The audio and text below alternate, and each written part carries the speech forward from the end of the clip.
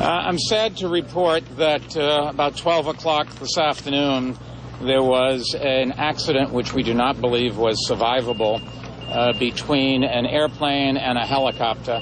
The helicopter was a sightseeing helicopter, an A3 50 made by Eurocopters, and we think the airplane was a Piper Saratoga. The airplane, we think, took off from Teterboro and had on board a pilot and two passengers, one a child. We do not have the names or ages or where they come from. And on the helicopter, there were 5 Italian tourists and a pilot. We have at this point found 2 bodies. We're not sure where one of them came from. The other one we're reasonably sure came from the helicopter.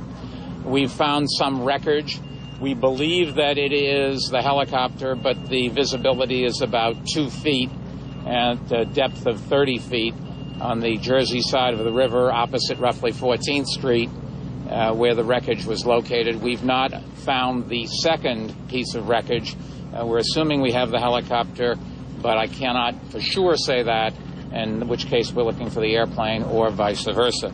With me today is our Police Commissioner, Ray Kelly, Calvin Drayton, First Deputy Commissioner of the Office of Emergency Management, Joe Esposito, Chief of the Department of the NYPD, Ronnie Spadafora, Deputy Assistant Chief of the FDNY, John Perigia, Chief of EMS, Scott Stringer, our Borough President, has joined us, and we also have representatives from the National Transportation Safety Board, which will do the complete investigation.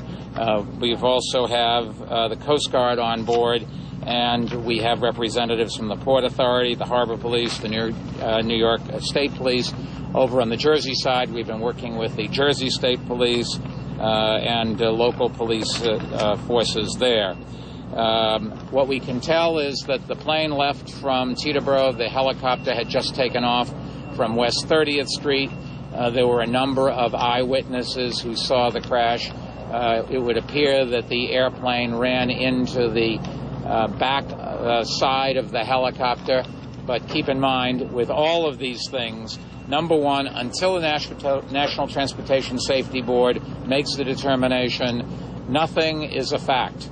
And it can take them many weeks or even years to determine what goes on. This probably won't be that big an investigation, but they will do a complete investigation before they announce their conclusions as to what happened and whether there are any steps that should be taken to improve safety and to prevent similar tragedies such as this.